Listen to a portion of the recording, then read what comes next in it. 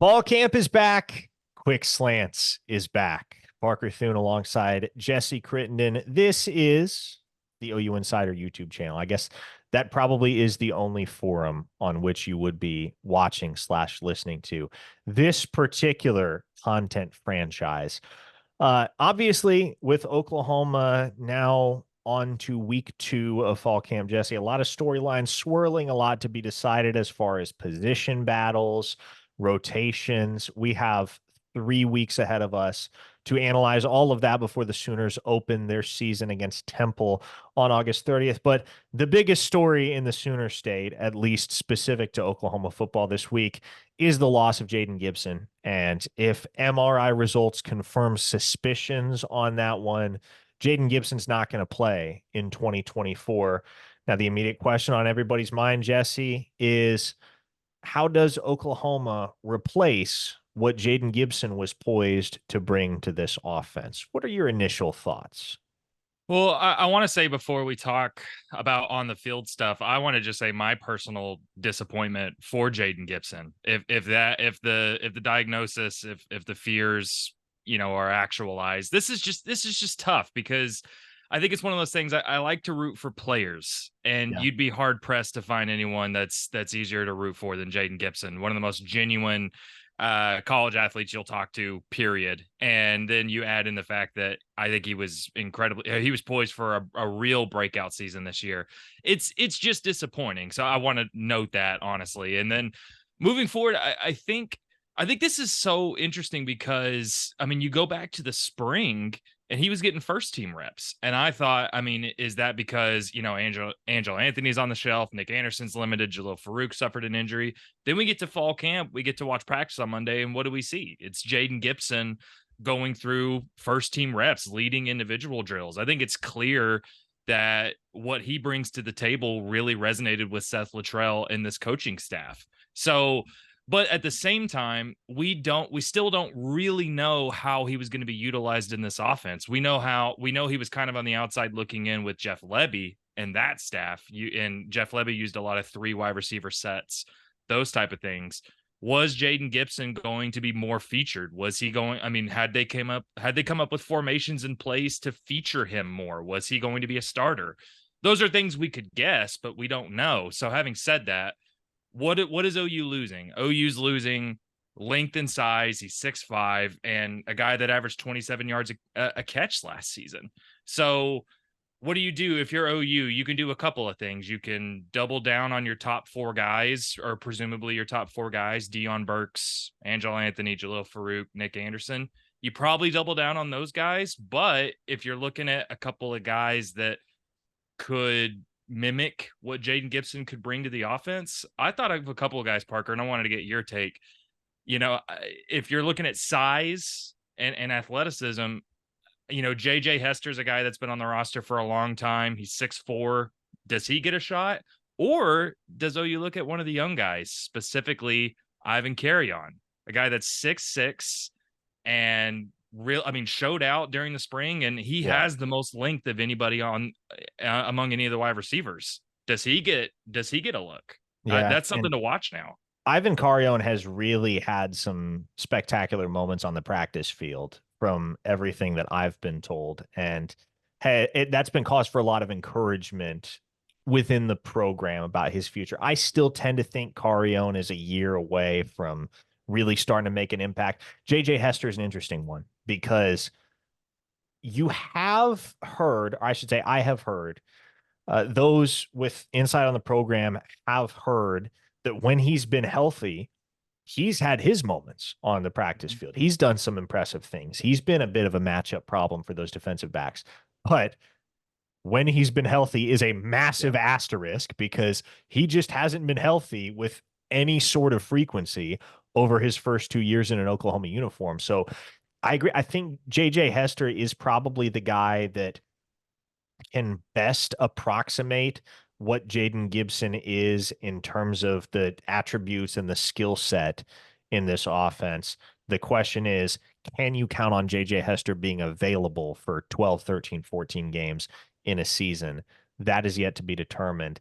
It does. It especially sucks for Jayden Gibson after hearing from Joe John Finley at the coaches luncheon a couple weeks ago that he was the one guy in the offense, Jesse, that we weren't talking about enough. So you bring up a good point about Latrell and the new offensive scheme in Norman, and maybe that is reason to be a bit more tempered, modest, reserved with any expectations from a statistical standpoint that we have about the key cogs in this offense until we learn how it's actually going to function.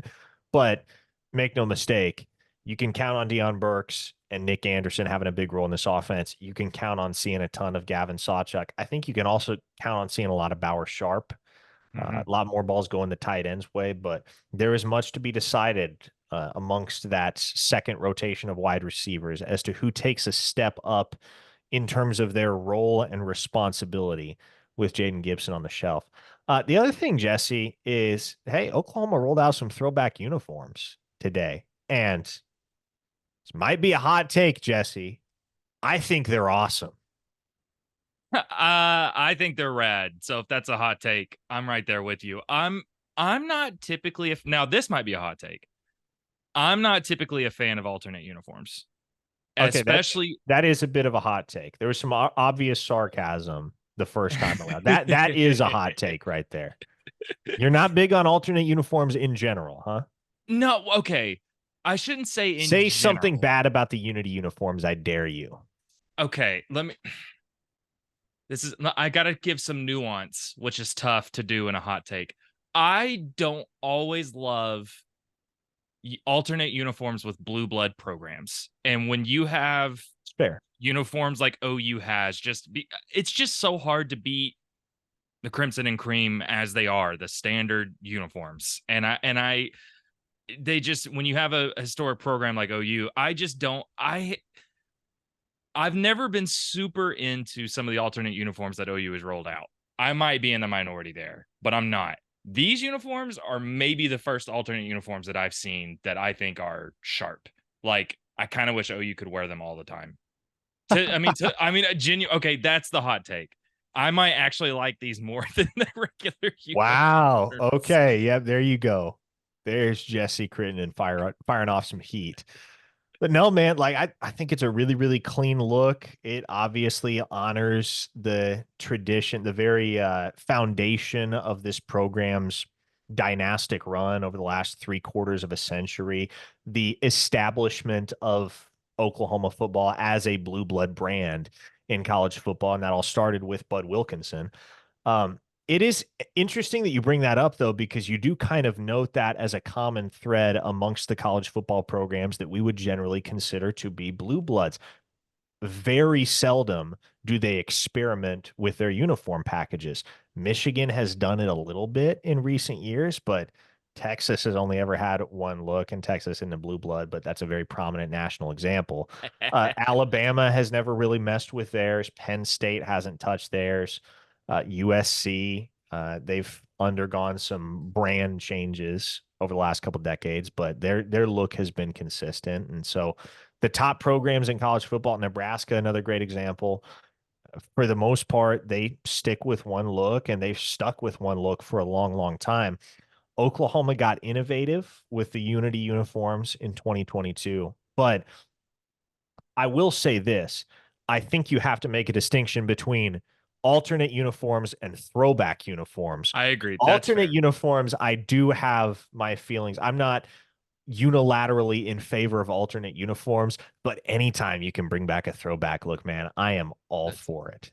No, that's fair. And it actually is kind of these look so clean and obviously what they're throwing it back to the Bud Wilkinson era and all of the memories and history that comes from that. It kind of makes me it's a little surprising OU hasn't done this sooner because I think not only sooner because not only is this such a clean look, but this might be the one non regular uniform package that everybody is on board with. I think this has come out to rousing, praise is what it seems like to me. Some people don't like the plain white shells. I love the plain white shells, man. That is the cherry on top, I proverbially agree. speaking, for that entire uniform. Also, by the way, can we talk about PJ? and how yoked he looked in that picture that they put out. Oh yeah. Against Houston, That if that man spent some time in the weight room. when they roll out those uniforms against Houston, I'm predicting PJ to have 5 sacks, 10 tackles for he might that might be the breakout game from him. I'm predicting it now. Favorite I'm memory speaking it. of the Rough Rider uniform package, which is now officially in mothballs. Favorite memory. What do I have to choose from here? I'm trying to remember. There are a lot of rough ones in that Yeah. because the most recent, I guess the last ever game that they used that package would have been West Virginia in 2022, which they Yeah. lost in Morgantown. I Yeah. think we all remember losing as a 31-point favorite at home to Iowa State in 2017 with the all 17. red Rough Riders. Yeah. That definitely that Rough Rider wood grain package has a bit of a checkered past. It does. I don't know. That's because that was gonna be the tough thing is I was trying to remember all the games they wore them, and the first couple that came to mind were some down moments. So I was trying to remember if there's a high moment in there. I'll tell you, and I think you'll What's probably yours? concur. Okay. The uh the miracle at McLean in 2019 when OU Yes, erased that yes. 25-point deficit at Baylor in prime time.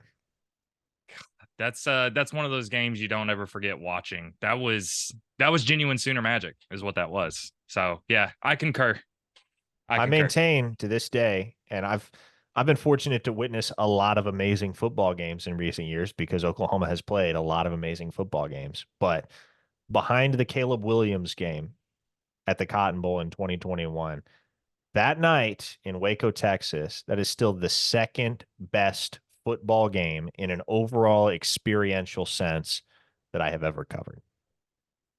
That's what I unfortunately didn't get to. I wasn't on the beat yet for that game, but I remember watching it at home. I was at my dad's house in Stillwell, America, Stillwell, Oklahoma, watching that game, Yeah. and Back to the I thought it was 918 over. roots. Yeah, but that's one of my favorite games to watch ever. Genuinely, one of my favorite games to watch. They kept But the main thing all night. but you know what? There is enough of a checkered past. I think it's okay if it's retired.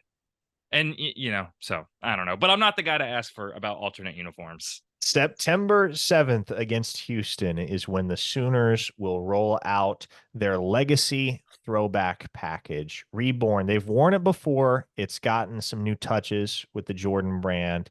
Looks awesome if you haven't seen it on social media. Go check it out. OU Football on Twitter. They posted a whole bunch of uh, photos of players modeling the uniforms. They also did a really cool feature where they recreated some of the pictures, some of the old photos of Bud Wilkinson and his players from the early 50s. Next week is when we will bring you another installment of Quick Slants. Hopefully, we will have spoken to Brent Venables and a few of the Oklahoma players by that point. Hasn't been a ton of availability yet in the early portion of fall camp, but we hope and anticipate that that will change. And we'll continue to bring you outstanding content every single day on this YouTube channel as Oklahoma's 2024 season, the inaugural one in the SEC, draws near. For Jesse Crittenden, I am Parker Thune. We'll catch you next time.